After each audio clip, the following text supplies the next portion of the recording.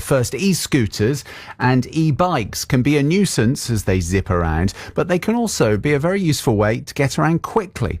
Berkshire has a problem with them being used by criminals, though. Thames Valley Police has identified that they're being used by drug dealers to evade police and also to commit offences such as damage and shoplifting. It says it's a particular issue in Bracknell and Thatcham. Let's speak with elected Conservative Police and Crime Commissioner for Thames Valley, Matthew Barber. Good morning to you, Matthew. Good morning. So why has this become such an issue? Well, I don't think it'll be much of a surprise to people that criminals will seek to use these means of getting around. And we know that they can also cause a significant nuisance and a road safety risk. So I think there's several things that we need to look to do. Seizing illegal e-scooters and illegal e-bikes is clearly important. There were 112 seized by Thames Valley Police last month, over 1,200 in the year to date so far. But that still is the tip of the iceberg. So we need to look at the tactics being used. They're not always easy to physically catch. So the force are trialling a system that's been used in other places where officers can effectively spray someone as they're trying to escape, avoid a high-speed chase, and then go and nick them later because they're identifiable as being involved in a particular incident. But I think there is more that needs to be done as well about the regulation of this. And I've been talking to other police and crime commissioners across the country. We're looking at what we should be asking government to do in terms of how government changed the legislation around e-scooters. There are lots of people who want to use an e-scooter perfectly legally, but they can't get insurance because you can't at the moment, and that forces people into council schemes. And there are people who use them for criminal purposes. And I think we can see that with cars.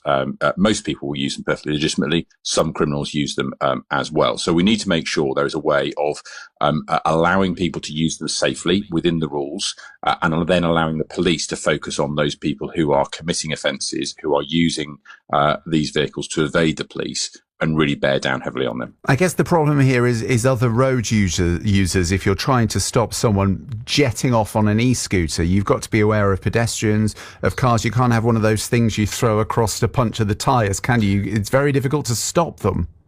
I think this is it. I think people often love the idea of the police, just in a high speed chase, knocking them off their e-scooter, and probably have very little sympathy for the rider. But it's of course not just the rider and the police officer that might be at risk. There's pedestrians, there's other road users around, and we all want the police to act to protect the rest of the public. So we're using different tactics to make sure we can still go after people, we can still seize those vehicles, and we can still deal with the criminals, but hopefully without putting additional risk on the public. But it's part of a wider piece of work that we are starting to do in Thames Valley, looking at what you might describe as organised crime on our high street. So there will be a real concern by lots of members of the public that e-scooters, some e-bikes, mopeds still on L plates that are often used by perfectly legitimate delivery drivers are also being used to deliver drugs, to deliver other illicit materials, and that actually they are linked in with organised crime on our high streets. There's the dodgy barbers shops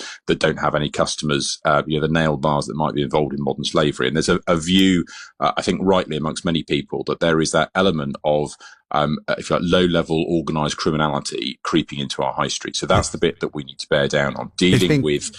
It's been creeping for a while, though, Matthew, hasn't it? I mean, these scooters the scooters are a nuisance. Can't you just ban them?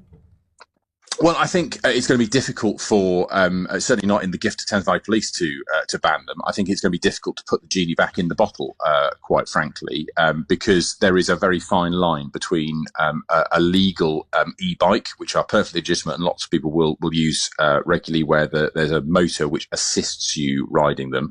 But if they are over a certain power, if they are modified, then they become illegal. So I do think we need more clarity from the government. That's something that I'm really keen that we have a really clear plan from the Department of Transport in terms of what the rules are. There's a lot of confusion from the public around what they're allowed to do, what they're not allowed to do. For example, conversion kits that will convert a legal e-bike into an illegal e-bike because it goes too fast, it's too powerful. It's illegal to do the conversion, but it's not illegal to sell the kit. To do that. We rapidly need to update the legislation around that. But I think there's more that we can do. I've been working with colleagues in Parliament recently over changing the law to allow the police to have more powers to close businesses down that are acting criminally. This is more than just looking at just the vehicle or or just a particular type of business. It's about how we use all of the tools that are available to police, local councils and the courts to shut criminal businesses down, to deal with this offending by taking away their mode of transport, by taking away the premises that they're using, so that then we can focus on allowing people who want to use new modes of transport safely and legally to do so. And we make sure that people are using their e-bikes appropriately on the road within the rules and doing so safely whilst we're still tackling criminal gangs. OK, Matthew Barber, good to talk to you as Conservative Police and Crime Commissioner for the Thames Valley.